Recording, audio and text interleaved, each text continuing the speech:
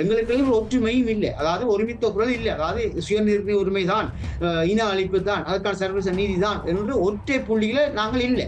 அதனால எங்களுடைய பலவீனத்தையும் அமெரிக்க இந்திய அரசுகள் பயன்படுத்திக் கொண்டு புவிசார் அரசியலுக்கு ஏற்ப செயல்படுகிறார்கள் என்றால் அதை நோக்கித்தான் ஐக்கிய நாடுகளுடைய மனித உரிமை சபையும் வரும், ஐக்கிய நாடு சபையும் அப்படித்தான் வரும். இந்த தமிழ் பேசுகின்ற சமூகங்களை அடிப்படையாக கொண்ட கட்சிகளுடைய கூட்டை நீங்கள் முதல் கட்டமாக எப்படி பார்க்கிறீர்கள்? வடக்கு மாகாணமாக வந்து இப்போது யாழ்ப்பாண பிரச்சனையாக மாறி இப்போது அதெல்லாம் விடுபட்டு இலங்கை தீவில் வாழுகின்ற சிறுபான்மை மக்கள் என்று அடைமொழிகளே கொண்டு வருகிறார். வடகிழக்கு இணைப்பு என்பதில் முஸ்லிம் மக்களுடைய விருப்பம் என்பது மிக முக்கியமான ஒன்றாக பார்க்கப்படுகின்றது.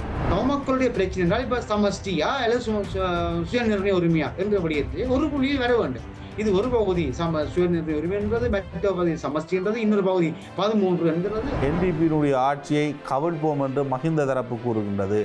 அங்கால் GLP-RIS தரப்பில் ஒரு கூட்டொன்று மேற்கொள்ளப்படுகின்றது. தமிழ் பேசுகின்ற கட்சிகள் இங்கால் ஒரு கூட்டை உருவாக்குகின்றார்கள். ஈழத்தோ மக்களுடைய பிரச்சனைக்கும் தீர்வு இல்லை, முஸ்லீம் மக்களுடைய பிரச்சனைக்கும் தீர்வு இல்லை, மலையக மக்களுடைய பிரச்சனைக்கும் ஆட்சி மாற்றங்கள் தீர்வு இல்லை. ஆனால் இந்த புதிய கூட்டில் இருக்கிற மலையக மற்றும் முஸ்லீம் கட்சிகளுடைய உறுப்பினரை பார்த்தால் அவர்கள் முன்னணி அரசாங்கங்களிலே அமைச்சு பதவியில் வைத்திருக்கிறார். இலங்கையில் இருக்கின்ற தமிழ் பேசுகின்ற அனைத்து நாடாளுமன்ற உறுப்பினர்களும் ஒரு குழுவாக தமிழகத்தை நோக்கி செல்வதற்கு வாய்ப்பு இருக்கின்றதா? எல்லா தமிழ் கட்சியிலும் தமிழ் தேசிய கட்சியிலும் அங்கம் வைத்ததாக இல்லை. குறிப்பாக பிரதான கட்சியான தமிழர் கட்சி அதில் அங்கம் வகிக்கவில்லை. ஆனால் அதில் அங்கம் வகிக்க வேண்டும் என்று கஜேந்திரகுமார் பல தடவை கோரிக்கைகளை விடுத்திருக்கின்றார். தமிழர் கட்சி மறுத்திருக்கின்றது. ஜீவன் தொண்டமான் போன்றவர்களுக்கு இந்தியாவினுடைய மிக நெருங்கிய நட்பும் இருக்கின்றது, தொடர்புகளும் இருக்கின்றது. மீண்டும் தமிழகத்துக்கு செல்வதற்கு ஈழத்தோ மக்களுடைய பிரச்சனை தனித்துவமாக இல்லாமல் முஸ்லிம்களுக்கும் பிரச்சனை இருக்கின்றது, மலைய மக்களுக்கும் பிரச்சனை இருக்கின்றது, ஆகவே எல்லாருக்கும் பிரச்சனை இருக்கின்றது. ஆகவே நாங்கள் சேர்ந்து பேசுவோம் என்ற அளவிலே கொண்டு வந்து இந்த இருதரப்பு பேச்சுவார்த்தை, உங்களுக்கு தெரியும் தானே, தமிழ் தரப்பும் அரசாங்க தரப்பும் பேச வேண்டும் என்ற அந்த இருதரப்பு பேச்சுவார்த்தை என்ற அந்த கோட்பாடு இப்போது உடைக்கப்பட்டு விட்டது. கொழும்பில் சொகுசு அடுக்குமாடி குடியிருப்புகளை வாங்க, அழகான வீடுகளை கட்டிக்கொள்ள ராயல்டி இன்ஜினியரிங், வெள்ளவத்தை IBC ரோட்டில், வெள்ளவத்தை ஃபசஸ் லேனில்.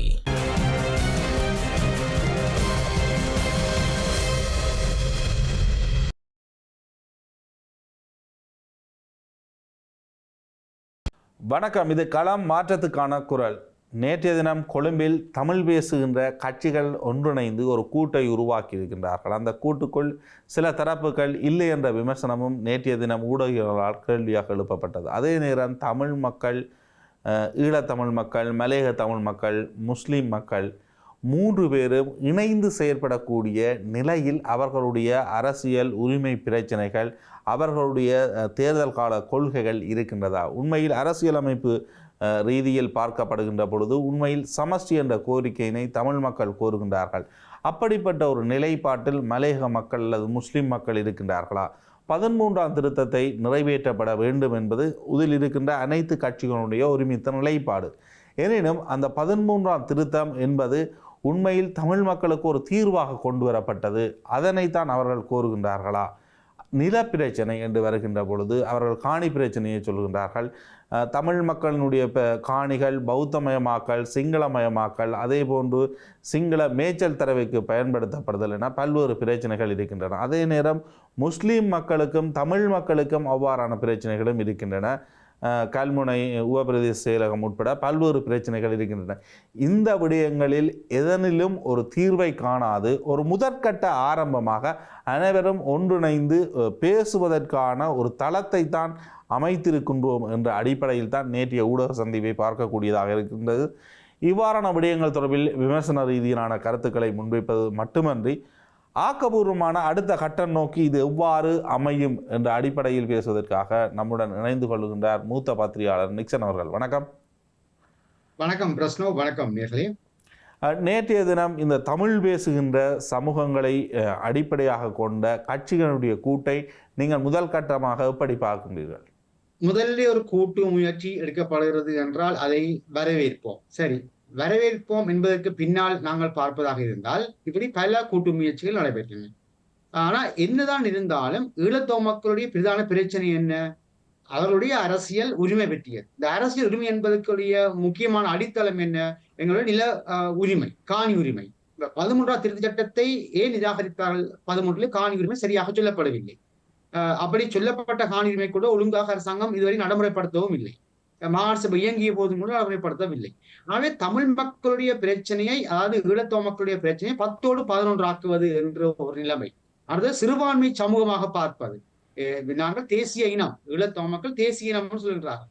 மலையத்தமிழன் தங்களை தேசிய இனம் என்கிறார்கள். முஸ்லிம்களும் தங்களை தேசிய இனம் என்கிறார்கள். அவர்கள் ஈழத்தமிழர்கள் தேசிய இனம் என்று சொன்ன பின்னர் அப்படி சொன்னார்கள். சரி, அப்படி இருந்தாலும் கூட சிறுபான்மை சமூகம் என்று கூறிக்கொண்டு அந்த அடைமொழிக்குள்ளே வந்து கொண்டு இலங்கை ஒற்றையாட்சி அரசியல் ஜாப்பு, அதாவது யூனிட்டரி ஸ்டேட் கான்ஸ்டிடியூஷன், அந்த அமைப்புக்குள்ளே தமிழ் மக்கள் வாழ்வதற்கான ஏற்பாடு தான் இது செய்திருக்கிறார்கள். இது நான் நினைக்கின்றேன் 2009க்கு பின் அதனுடைய நீட்சியாகவும் அல்ல அந்த அனுபவங்கள், எடுக்கப்பட்ட முயற்சிகள் தோல்வி கண்டு பின்னர் விடுபட்ட நிலைமையினுடைய ஒரு நீட்சியாகத்தான் இது வருகிறதோ என்று எண்ணம் தோன்றுகிறது. அதை மாற்றுக்கருத்து இருக்க முடியாது. கொழும்பில் இருக்கின்ற சுவிஸ் தூதரகம் இப்படியான முயற்சியை எடுத்தது. ஆகவே இது ஈழத்தோ மக்களுடைய பிரச்சனையை 10ஓடு 11 ஆக்குவது. இது பாருங்கள், மனித உரிமை சபை, ஐக்கிய நாடுகளுடைய மனித உரிமை சபையிலே இப்போது அறிக்கைவரமாக இருந்தால் ஈஸ்டர் தாக்குதல், உயிர்நாய தாக்குதல் மற்றும் பொருளாதார குற்றங்கள் என்று ஊழல், மோசடி, அதிகாரத்துவம் எல்லாம் வருகிறது. ஆனால் ஆரம்பத்திலே அந்த அறிக்கை எப்படி வந்தது என்றால் ஈழத்தோ மக்களுடைய பிரச்சனை, போர்க்குற்ற விசாரணை, அதில் நாங்கள் இன அழிப்புலாம் கோரிக்கை விடுத்தணும். அது ஏற்கப்படுதா இல்லையா என்பதற்கு அப்பால் அது பேசுபொருளாக இருந்தது. போர்க்குற்றம், அதற்கான சர்வதேச விசாரணை என்பது பேசுபொருளாக இருந்தது. இப்போது அது சுருக்கம் அடைந்து வடக்கு கிழக்கு மாகாணம் என்பது வடக்கு மாகாணமாக வந்து இப்போது யாழ்ப்பாண பிரச்சனையாக மாறி இப்போது அதெல்லாம் விடுபட்டு இலங்கை தீவில் வாழுகின்ற சிறுபான்மை மக்கள் என்று அடைமொழிகளே கொண்டு வருகிறார்கள். ஆகவே இது திட்டமிட்டு எங்களுடைய பிரதான பிரச்சனை சுருக்கப்பட்டிருக்கிறது. அதற்குள்ளே பிரதான தமிழ் கட்சிகள், தமிழரசு கட்சி ஈடுபட்டிருக்கின்றது என்பது ஒன்று. இந்த கூட்டுக்குள்ளும் நான் நினைக்கின்றேன் மஸ்தான் வவுனியாவிலே மிக செல்வாக்குள்ளவர். அவர் தனி கட்சி ஒன்றை உருவாக்கி அதன் மூலமாக நாடாளுமன்றத்துக்கு தெரிவு செய்யப்பட்டவர். அவர் அங்கே அங்கம் வகிக்கவில்லை. விமர்சனங்களுக்கு அப்பால் அர்ச்சுனா சுயேட்சை குழு, அவரும் அங்கே அங்கம் வைக்கப்படவில்லை. சிலவர்களை அவர் குளறுபடிகளான கருத்துக்களை முன்வைக்கின்றவர் என்ற அடிப்படையில் அவர் விளக்கப்பட்டிருக்கலாம். எவராயினும் அவர் ஒரு சுயேட்சை குழு. ஆகவே அது அங்கே ஒன்றிணைக்கப்படவில்லை. அத்தோடு இது முதல் படி என்கின்றார்கள். என்ன முதல் படி? 3 வழியும் சொல்கிறார்கள். காணி உரிமை, மாகாண சபை தேர்தல், அடுத்த புதிய அரசியல் ஜாப். இந்த உள்ளக பொறிமுறைகள் ஈழத்தமிழ் மக்கள் வெளியக பொறிமுறையை கூறுகிறார்கள், சர்வதேச நீதியை கூறுகிறார்கள். ஆகவே அவற்றை எல்லாம் விட்டு இது உள்ளக பொறிமுறைகள் ஈழத்தமிழ் மக்கள் என்று இல்லாமல் மலையக தமிழர்கள், முஸ்லிம்கள் என்று ஒரு 10ஓடு 11 வருகின்ற ஒரு ஒரு ஒரு ரகசிய திட்டம் இப்போது பகிரங்கமாக அம்பலமாக இருக்கின்றதுதான் சொல்லுது. ஆனால் உண்மையில் இவர்களுக்கிடையில் ஒரு ஒற்றுமையை ஏற்படுத்தி கொள்வது என்பது எதிர்காலத்திற்கு மிகவும் முக்கியமானதல்லவா? அரசாங்கத்துடன் பேசுகின்ற பொழுது முஸ்லிம் மக்கள் ஒரு தீர்வை முன்வைப்பார்களானால் அது தமிழ் மக்களிடம் எந்தளவு தூரம் ஒரு தாக்கம் செலுத்தக்கூடிய ஒரு விடயமாக இருக்கும். குறிப்பாக வடகிழக்கு இணைப்பு என்பதில் முஸ்லிம் மக்களினுடைய விருப்பம் என்பது மிக முக்கியமான ஒன்றாக அல்லவா பார்க்கப்படுகின்றது.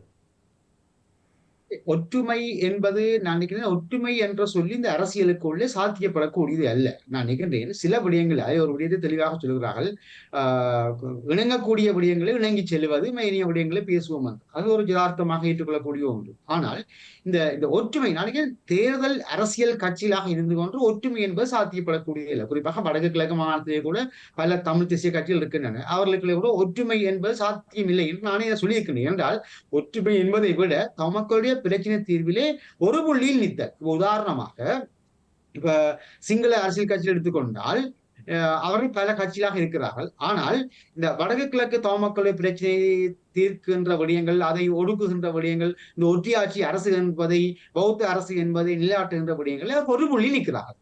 சந்திரிகாவா இருக்கலாம், மைந்தவா இருக்கலாம், ரணிலா இருக்கலாம், கோட்டபா இருக்கலாம், யாராயும் இருக்கலாம். அதே போன்ற ஒரு சிஸ்டத்தை, அந்த முறைமையை தமிழ் தேசிய கட்சியில் பின்பற்றவில்லை. கட்சி அரசியலில் ஈடுபட்டுக் கொண்டிருக்கலாம், அது பிரச்சனை இல்லை. ஆனால் தமிழ்களுடைய பிரச்சனை என்றால் இப்ப சமஷ்டியா அல்லது சுய நிர்ணய உரிமையா என்ற விடயத்திலே ஒரு புள்ளியில் வர வேண்டும். இது ஒரு பகுதி சுய நிர்ணய உரிமை என்றது, மற்ற பகுதி சமஷ்டி என்றது, இன்னொரு பகுதி 13 என்கிறது. அவை சிதறப்பட்டு இருக்கிறார்கள். அப்ப இப்படியான ஒரு சூழலில் இப்போது என்ன செய்கிறார்கள்? ஏதோ ஒரு வெளிநாட்டு தூரகம் அல்லது வெளிநாடு ஒன்று ஈடுபட்டு அல்லது ஏதோ ஒரு சக்தி இங்கே நுழைந்து, அது 2009க்கு பின்னர் இப்படி பல்வேறுபட்ட சக்திகள் நுழைகின்றன. ஆனால் எதுவுமே சாத்தியப்படவில்லை.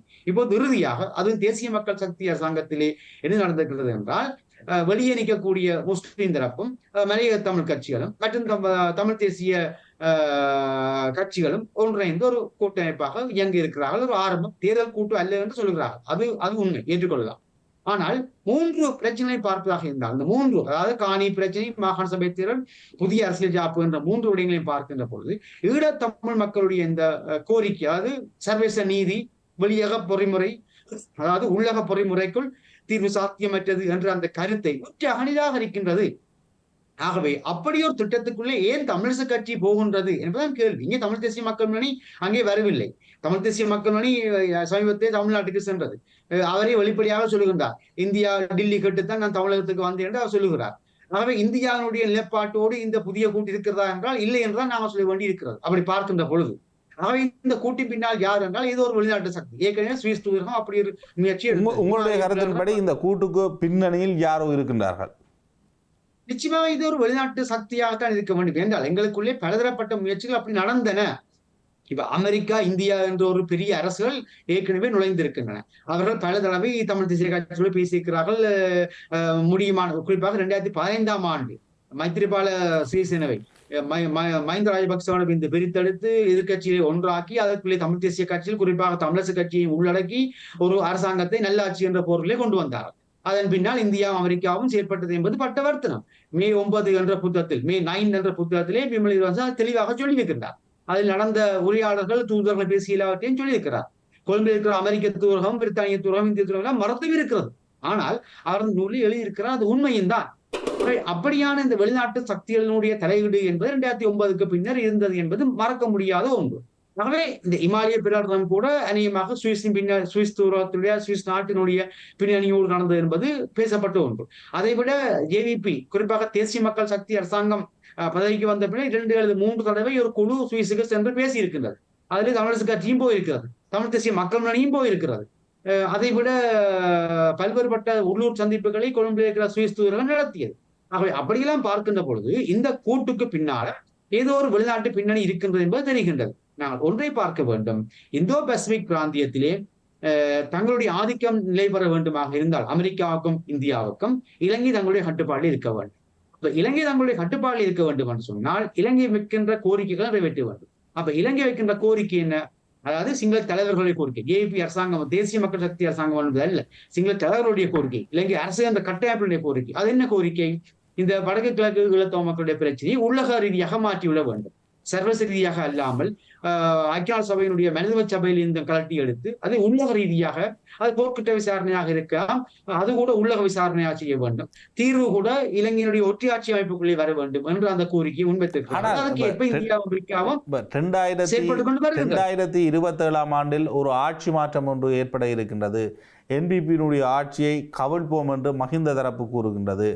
அங்கால் ஜிஎல்பிரிஸ் தரப்பில் ஒரு கூட்டொன்று மேற்கொள்ளப்படுகின்றது. தமிழ் பேசுகின்ற கட்சிகள் இங்கால் ஒரு கூட்டை உருவாக்குகின்றார்கள். ஆகவே ஒரு ஆட்சி மாற்றத்துக்கான கூட்டுகள் தான் இந்த கூட்டுகளா? உங்கள் கேள்வியிலே பதில் இருக்கின்றது. ஆட்சி மாற்றம் தான் என்னென்றால் நாங்கள் பார்க்க வேண்டும், சர்வதேசம் நினைக்கிறது என்றால் ஆட்சியை மாற்றி தங்களுக்குள்ளே கொண்டு வர வேண்டும். இதுதான் ஆட்சி மாற்றங்கள் தீர்வு அல்ல. ஈழத்தோர் மக்களுடைய பிரச்சனைக்கும் தீர்வு இல்லை, முஸ்லிம் மக்களுடைய பிரச்சனைக்கும் தீர்வு இல்லை, மலையக மக்களுடைய பிரச்சனைக்கும் ஆட்சி மாற்றங்கள் தீர்வு இல்லை. ஆனால் இந்த இந்த புதிய கூட்டிலே இருக்கிற மலையக மற்றும் முஸ்லிம் கட்சிகளுடைய உறுப்பினரை பார்த்தால் அவர்கள் முன்னிய அரசாங்கங்களிலே அமைச்சு பதவியில் வைத்திருக்கிறார். அது முக்கியமான அமைச்சு பதவிகள். குதிரைமுக அமைச்சு பதவி, நீர்ப்பாசன அமைச்சு பதவி, உள்கட்டமைப்பு அபிவிருத்தி அமைச்சு பதவி என்று பல அபிவிருத்தி நீதி அமைச்சு பதவி என்றெல்லாம் வச்சிருக்கிறார். இப்ப அந்த அமைச்சு பதவிகளை வைத்திருந்த பொழுது தீர்க்கப்படாத பிரச்சனைகளை இப்போது எதிர்கட்சியாக இருந்து கூட்டிக்கு எந்த செய்ய போகிறார்கள் என்றால் வேடிக்கையாக இருக்கின்றது அல்லவா? ஆகவே அரசாங்கம் கொடுத்த வாக்குறுதிகள், அதாவது தேர்தல் விஞ்ஞாபனத்தை நடைமுறைப்படுத்துமாறு தான் அவர்கள் கோரப்போகின்றார்கள். அந்த அடிப்படையில் தான் அந்த 3 அம்சங்களையும் அவர்கள் முன்வைத்திருக்கின்றார்கள். ஆகவே இந்தியாவினுடைய பின்னணி இதில் இருப்பதற்கு வாய்ப்பில்லை என்று நீங்கள் கூறுகின்றீர்கள். ஆகவே வேறொரு ஆட்சி மாற்றம் என்ற ஒரு ஒற்றை நிலைப்பாட்டில் தான் இந்த கூட்டுக்கள் தொடர்ச்சியாக உருவாக்கப்படுகின்றது. இது ஆட்சி மாற்றமாக இருக்கலாம் என்பது ஒன்று. நான் ஈழத்தமிழ் மக்கள் சார்ந்து பார்ப்பதாக இருந்தால் ஆட்சி மாற்றம் என்பதை விட ஈழத்தமிழர்களுடைய அந்த கோரிக்கை, சுயநிர்ணய உரிமை என்ற அந்த அடிப்படை கோரிக்கை, சர்வதேச நீதி என்ற அந்த கோரிக்கை சுருங்க செய்து இது உள்ளக பொறிமுறைக்குள்ளே கொண்டு வருகின்ற ஒரு திட்டம் தான் இது. இது அப்படியே பகிரங்கமாக தெரிகின்றது. ஆட்சி மாற்றமும் நோக்கமாக இருக்கலாம். ஆனால் 2009 ஆனால் அதனை கடந்து கஜேந்திரகுமார் பொன்னம்பலம் தலைமையில் இந்தியாவுக்கு, அதாவது தமிழகத்துக்கு ஒரு விஜயத்தை மேற்கொண்டிருந்தார்கள். தமிழ் தேசிய பேரவை என்று அவர்கள் ஒரு நாடாளுமன்ற பிரதிநிதித்துவத்தை வைத்திருக்கின்றவர்கள். தமிழ்நாட்டிலும் முஸ்லிம் மக்கள் இருக்கின்றார்கள், மலையக மக்களுக்கு அவர்களுக்கு நேரடி தொடர்பு இருக்கின்றது, ஈழத்தமிழ் மக்கள் சார்ந்த விடயங்கள் ஒரு பேசுபொருளாக இருக்கின்றது. ஆகவே இலங்கையில் இருக்கின்ற தமிழ் பேசுகின்ற அனைத்து நாடாளுமன்ற உறுப்பினர்களும் ஒரு குழுவாக தமிழகத்தை நோக்கி செல்வதற்கு வாய்ப்பு இருக்கின்றதா? அநேகமாக நான் நினைக்கிறேன் இந்த தமிழ் தேசிய மக்கள் முன்னணி தமிழ் தேசிய மக்கள் பிரிவாக சென்றிருக்கின்றது. ஆனா அதிலே எல்லா தமிழ் கட்சியிலும் தமிழ் தேசிய கட்சியிலும் அங்கம் வைத்ததாக இல்லை. குறிப்பாக பிரதான கட்சியான தமிழரசு கட்சி அதில் அங்கம் வகிக்கவில்லை. ஆனால் அதில் அங்கம் வகிக்க வேண்டும் என்று கஜேந்திரகுமார் பல தடவை கோரிக்கைகளை விடுத்திருக்கிறார். தமிழரசு கட்சி மறுத்திருக்கின்றது. அதை விட வேறு வகையான கூட்டுக்களோடு சேர்ந்து மக்களுடைய பிரச்சனையை தேர்தல் அரசியலுக்குள்ளே கொண்டு வராமல் ஒரு ஒரு ஒருமித்த புள்ளியிலே செயல்பட வேண்டும் என்ற கோரிக்கை எல்லாம் முன்வைக்கப்பட்டன. தமிழரசு கட்சி முன்வைத்தது, தமிழ் மக்கள் முன்னணி முன்வைத்தது. ஆனால் இதுவே சாத்தியப்படவில்லை. இப்போது அதை கட்சி அரசியல் என்பதற்கு அப்பால் ஒரு தமிழ் தேசிய பேரவையாக தமிழ் தேசிய மக்கள் முன்னணி அப்படி ஒரு காட்சியை காண்பிக்கின்றது. அந்த பின்னணியை அங்கே சென்றிருக்கிறார்கள். உண்மையிலே இது சகல கட்சிகளும் சேர்ந்து சென்றிருக்க வேண்டும், தமிழரசு கட்சி உள்ளிட்ட. ஏனென்றால் நான் அடிக்கடி சொல்லிக் கொள்வது தமிழக நோக்கிய பயணத்தில் இருந்த இந்த கஜேந்திரகுமார் தரப்பு இந்த கூட்டுக்குள்ளிருந்து வெளியில் விடப்பட்டிருக்கின்றார்கள். அவர்களுடன் இந்த கூட்டு தொடர்பில் பேசப்படவே இல்லை என்று கூறப்படுகின்றது. அந்த கட்சியை சேர்ந்தவர்கள் எனக்கு குறிப்பிட்டிருக்கின்றார்கள். ஆகவே இந்த கூட்டு என்பது அதே விடயத்தை மேற்கொள்ள போகின்றார்கள். ஒரு அரசியல் ரீதியில் ஒரு போட்டி நிலைமை இருக்கின்றது அல்லவா? தமிழகத்தினுடைய விஜயை எல்லாம் அவர்கள் போய் சந்தித்து ஈழத்தமிழ் மக்களுடைய விடயத்தை பேசுகின்றார்கள். அதே நேரம் ரஃப் ஹக்கீம் தனிப்பட்ட ரீதியில் சென்று ஆதவ அர்ச்சுனா போன்ற முக்கியமான அமைச்சர்களை சந்தித்திருக்கின்றார். ரிஷாட் பதியுதீன் சந்தித்திருக்கின்றார். ஸ்ரீதரன் சந்தித்திருக்கின்றார். ஆகவே அந்த தரப்பினருக்கு மாற்றாக இவர்களும் மீண்டும் இங்கிருக்கின்ற அனைத்து தமிழ் பேசுகின்ற நாடாளுமன்ற உறுப்பினர்கள் என்ற ஒரு கூட்டை உருவாக்கி கொண்டு ஜீவன் தொண்டமான் போன்றவர்களுக்கு இந்தியாவினுடைய மிக நெருங்கிய நட்பும் இருக்கின்றது, தொடர்புகளும் இருக்கின்றது. மீண்டும் தமிழகத்துக்கு செல்வதற்கு, டில்லியை நோக்கி செல்வதற்கு இந்த குழு திட்டமிடுகின்றதா? இல்லை, உங்களுடைய கேள்வியிலே உண்மை இருக்கலாம். ஆனால் நாங்கள் ஒன்றை பார்க்க வேண்டும். இந்தோ பசிபிக் பிராந்தியம் என்பது இப்போது முக்கியமான தளமாக இருக்கின்றது. ஈரான் விவகாரம், குறிப்பாக ஹார்மோஸ் நீரிணை விவகாரம் இப்போ சூடுபிடித்துக் கொண்டிருந்தாலும் அதனுடைய இறுதி எல்லையாக நான் நினைக்கிறேன் இந்தோ பசிபிக் தான் அமைய போகின்றது. அப்ப இந்தோ பசிபிக் பிராந்தியத்திலே பாதுகாப்பு தேவை என்று சொன்னால், குறிப்பாக சீனாவுடைய ராணுவ ஆதிக்கத்தை தடுக்க வேண்டும் என்றால் இந்தியாவுக்கு அமெரிக்காவுடைய உதவி தேவை.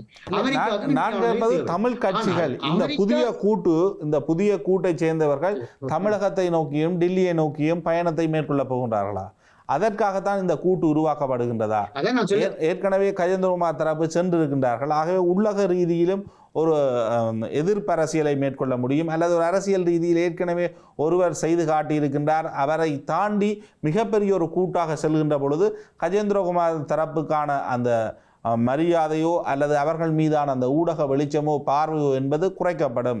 ஆகவே அரசியல் ரீதியிலான ஒரு ஆதாயத்தையும் இந்த கூட்டுக்கள் அடைய முடியும். அதே நேரம் இலங்கை ரீதியிலான பிரச்சனையை இந்திய ரீதியில் கையாள்வதற்கு இது ஒரு மிகப்பெரிய ஒரு குழுவாகவும் பார்க்கப்படும் அல்லவா இந்திய மட்டத்திலும்?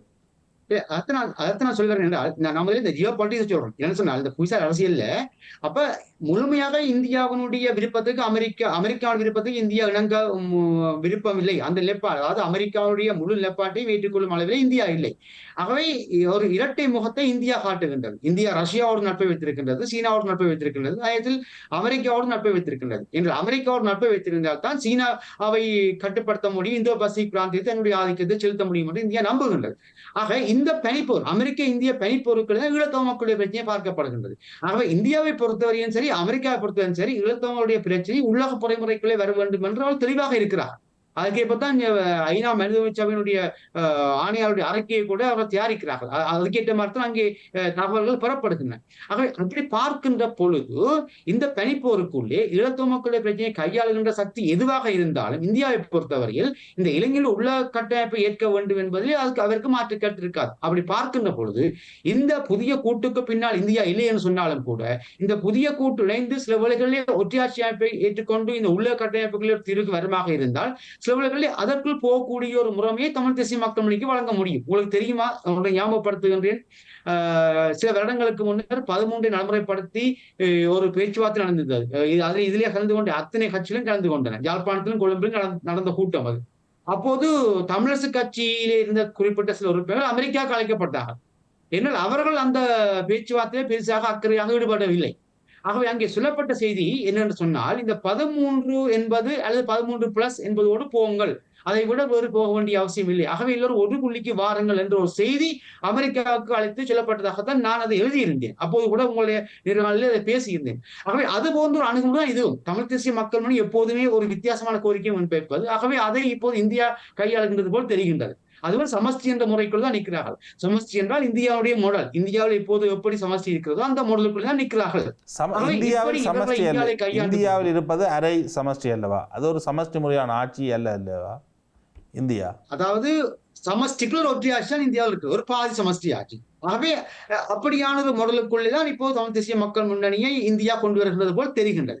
இவர்களை எப்படி அணைக்கிறார்கள் என்றால், நீங்கள் உள்ளக பொறிமுறைக்குள்ளே, அதாவது ஈழத்தமிழ் மக்களுடைய பிரச்சனை தனித்துவமாக இல்லாமல் முஸ்லிம்களுக்கும் பிரச்சனை இருக்கின்றது, மலைய மக்களுக்கும் பிரச்சனை இருக்கின்றது, ஆகவே எல்லாருக்கும் பிரச்சனை இருக்கின்றது, ஆகவே நாங்கள் சேர்ந்து பேசுவோம் என்ற அளவிலே கொண்டு வந்து இந்த இருதரப்பு பேச்சுவார்த்தை, உங்களுக்கு தெரியும் தானே, தமிழ் தரப்பும் அரசாங்க தரப்பும் பேச வேண்டும் என்ற அந்த இருதரப்பு பேச்சுவார்த்தை என்ற அந்த கோட்பாடு இப்போது உடைக்கப்பட்டு விட்டது. அது 2009 பின்னரே உடைந்து விட்டது. ஆனால் பேசுபவர்களாக இருந்தது.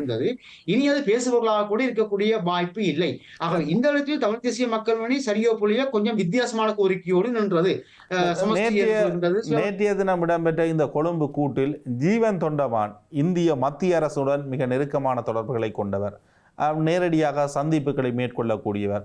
அதே நேரம் தமிழகத்திலும் மிக நெருங்கிய தொடர்பு இருக்கின்றது ஆட்சியில் உள்ளவர்களுடன், அதிகாரத்தில் உள்ளவர்களுடன்.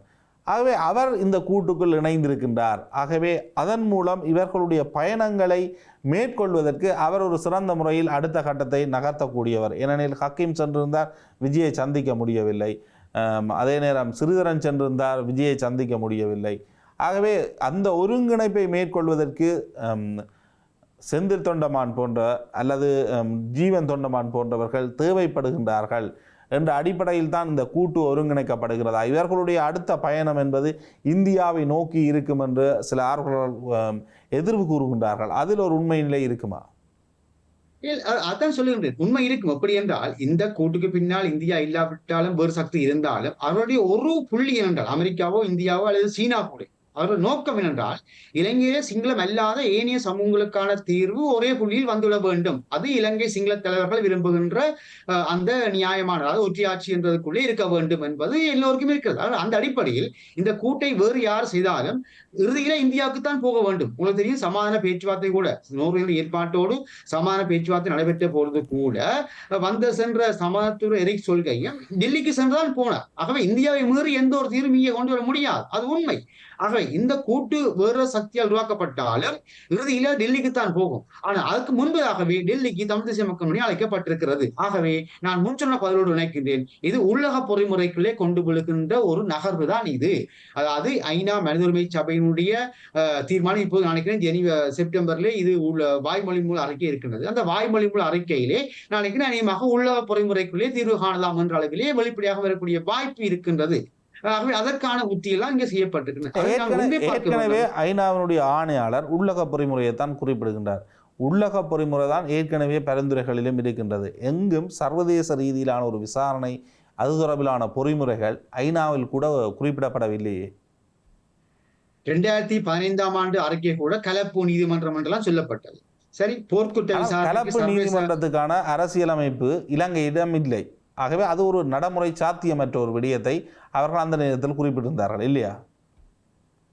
இப்போது கேள்வி என்னவென்று சொன்னால், இந்த சிஸ்டம் சேஞ்ச் தானே கேள்வி. ஆணையா 2010 ஆண்டு நிபுணர் செம்மணியை பார்வையிட்ட பின்னர் உள்ளக பொறிமுறையின் ஊடாக இதுக்கு தீர்வு காணப்பட வேண்டும் என்பதுதான் அவருடைய ஊடக சந்திப்பினுடைய வெளிப்படுத்திய கருத்துக்கள். ஆகவே ஜெனீவா மனித உரிமை பேரவை அலுவலகம் என்பது உள்ளக பொறிமுறையுடன் தான் நிற்கின்றது. ஆனால் அங்கு இணை அனுசரணை வழங்குகின்ற நாடுகள் கூட இலங்கையுடன் இணைந்து செயற்பட அல்லது இலங்கைக்கு ஒரு அழுத்தம் கொடுக்க விரும்புகின்றதை தவிர தமிழ் மக்களுக்கு ஒரு நீதியை கொடுப்பதற்காக எந்த விடயங்களையும் முன்னெடுத்ததாக இதுவரை கிடையாது. நான் ஆரம்பத்திலே சொன்னேன் பதிலே, ஒவ்வொரு ஆண்டும் வர வர வர சுருங்கி கொண்டு வருகிறது என்று சொன்னால் அது இந்திய அமெரிக்க அரசுடைய தேவைதான். அது உள்ளக பொறிமுறைக்குள்ளே கொண்டு போய் எப்படியாக நசுக்கி விடுங்கள், அமர்த்தி விடுங்கள். அதற்கேற்ப தமிழ் தேசிய கட்சிகளை பயன்படுத்துங்கள். அப்ப அதற்கேற்ப எங்களுக்குள்ளேயும் முரண்பாடுகள் இருக்கிறது, புலங்கள் இருக்கின்றது. அப்ப எங்களுக்குள்ளேயும் ஒற்றுமையும் இல்லை, அதாவது ஒருமித்த குரல் இல்லை. அதாவது சுயநிர்ணய உரிமைதான், இன அழிப்பு தான், அதற்கான சர்வதேச நீதி தான் என்று ஒற்றை புள்ளியில நாங்கள் இல்லை. அதனால எங்களுடைய பலவீனத்தையும் அமெரிக்க இந்திய அரசுகள் பயன்படுத்திக் கொண்டு புவிசார் அரசியலுக்கு ஏற்ப செயல்படுகிறார்கள் என்றால் அதை நோக்கித்தான் ஐக்கிய நாடுகளுடைய மனித உரிமை சபையும் வரும், ஐக்கிய நாடு சபையும் அப்படித்தான் வரும். ஆகவே அது பலமையானது. எப்போதும் சர்வதேச நீதி என்பது சர்வதேச நீதி என்பது தங்கள் நலன்களில் தான் தங்கியிருக்கு. அவை புவிசார் அரசியல் நலன்கள் அடிப்படையில் தான் எங்களுடைய பிரச்சனையை பார்க்க வேண்டும். இப்போ இருக்கக்கூடிய நலன்கள் என்பது மக்களுடைய பிரச்சனை 10-11 ஆக்கி, முஸ்லிம் மக்களுடைய பிரச்சனை, மலைய மக்களுடைய பிரச்சனை, பேகர் மக்களுடைய பிரச்சனை எல்லாம் இப்போது பேசுகிறார்கள். ஆகவே இப்போது வடக்கு கிழக்கு என்ற பிரச்சனை வடக்குமான பிரச்சனையாக வந்து, இப்போ யாழ்ப்பாண பிரச்சனையாக வந்து, இப்போது மலைய மக்களுடைய, முஸ்லிம் மக்களுடைய எல்லா பிரச்சனையாக வந்து, இது உள்ளக பொறிமுறைகளே நாசுக்காக கொண்டு வந்து செலுத்தி விட்டார்கள். இதற்கு பின்னால் அமெரிக்காவும் இந்தியாவும் அல்லது அவர்களுடைய தேவைதான், இந்தோ பசிபிக் பிராந்தியத்திலே அவர்களுடைய அரசியல் நலன் தேவைதான் இந்த நகர்வுகள் எல்லாமே. அது எந்த சக்தியாக இருந்தாலும் இறுதியாக டெல்லியில் தான் போய் நிற்கும். டெல்லியின் நிலைப்பாடு தான் இப்போது முன்னெடுக்கப்படுகின்றது. இவ்வளவு நேரம் இணைந்து பல்வேறு கருத்துக்களை பரிமாறிய மிக்க நன்றிகள். நன்றி பிரசன், நன்றி. இவ்வளவு நேரம் இந்த நேர்காணலை பார்த்து வந்த உங்களுக்கும் நன்றி, வணக்கம். கொழும்பில் சொகுசு அடுக்குமாடி குடியிருப்புகளை வாங்க, அழகான வீடுகளை கட்டிக்கொள்ள ராயல்டி இன்ஜினியரிங் வெள்ளவத்தை IBC ரோட்டில், வெள்ளவத்தை ஃபசஸ் லேனில்.